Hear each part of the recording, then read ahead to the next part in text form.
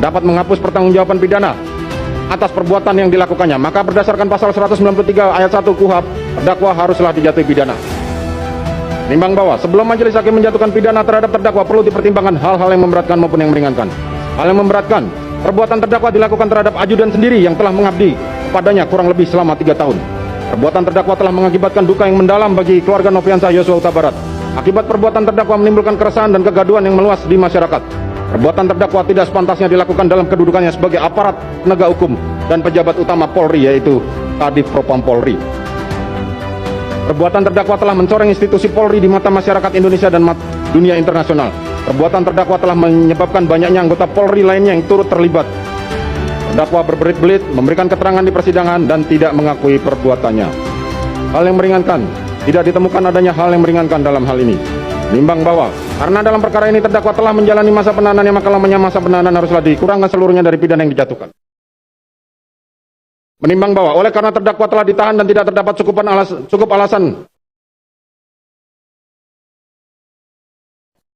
Menimbang bahwa oleh karena terdakwa telah ditahan dan tidak terdapat cukup alasan berdasarkan undang-undang yang mengeluarkan terdakwa dari dalam tahanan, maka sesuai dengan ketentuan pasal 193 ayat 2 huruf B KUHP terhadap diri terdakwa haruslah dinyatakan tetap berada di dalam tahanan.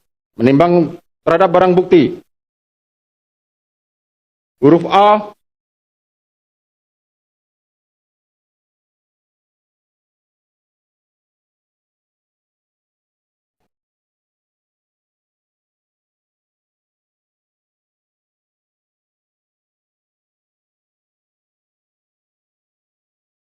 dari angka 1 sampai dengan angka terakhir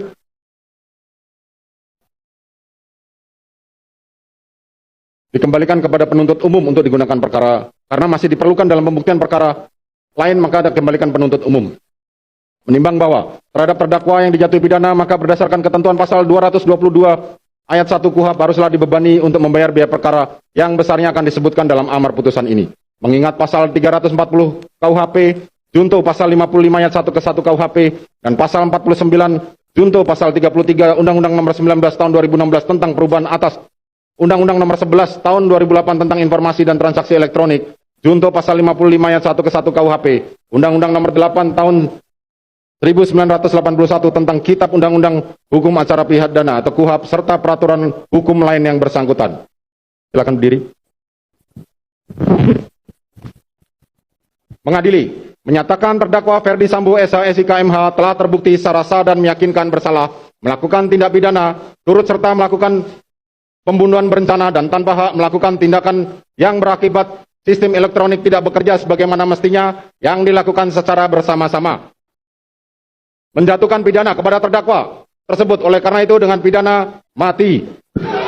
Memerintahkan terdakwa tetap berada dalam tahanan. Menetapkan barang bukti tetap terlampir dalam berkas dikembalikan kepada penuntut umum untuk digunakan dalam perkara lain. Menetapkan terdakwa tetap berada dalam tahanan.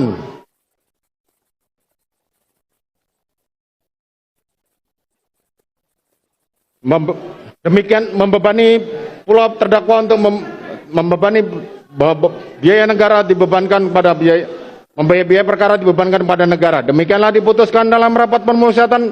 Silakan duduk. Demikianlah diputuskan dalam rapat permusyawaratan Majelis Hakim Pengadilan Negeri Jakarta Selatan pada hari Kamis tanggal 9 Februari 2023 oleh kami Wahyu Iman Santoso sebagai Hakim Ketua Majelis Hakim, Morgan Simanjuntak dan Alimin Ribut Sujono masing-masing sebagai Hakim Anggota, dan diucapkan dalam sidang terbuka untuk umum pada hari Senin tanggal 13 Februari 2023 oleh Hakim Ketua Majelis tersebut dengan didampingi hakim-hakim anggota dibantu oleh Saudara Aprisno sebagai panitera pengganti, dihadiri pula oleh Jaksa Penuntut Umum pada Kejaksaan Agung Republik Indonesia dan terdakwa didampingi penasihat hukumnya. Demikian para pihak baik penuntut umum maupun penasihat hukum maupun terdakwa mempunyai hak untuk mengajukan upaya hukum. Sidang perkara demikianlah putusan telah dibacakan. Sidang perkara nomor 796 PIT B 2022 atas nama terdakwa Ferdi Sambo dinyatakan ditutup.